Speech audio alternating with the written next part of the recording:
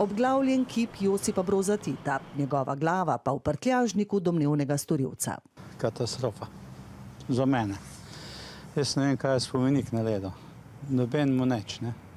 To je čisto objesnost, nekulturnost, porazno. To je to v njegovom dvorišču, pa odrezal, pa to je družbeno naše skupno.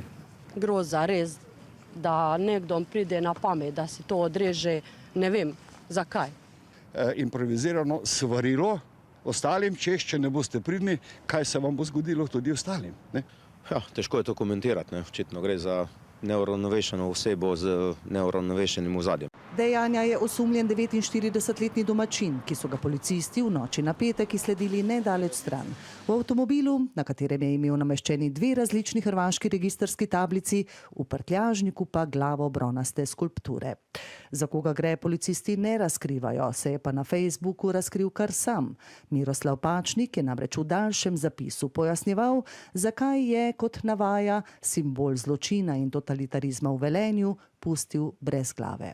Ozadje njegovega dejanja pa mislim, da je več kot vsakomur lahko jasno, da tukaj zadaj stoji stranka SDS in da so obrali takšen način, bom rekel, potvarjanja neke zgodovine, je z današnje perspektive seveda nezaslišno. SDS se na namigovanja velenjskega župana, sicer člana SD-ja, danes ni želela odzvati.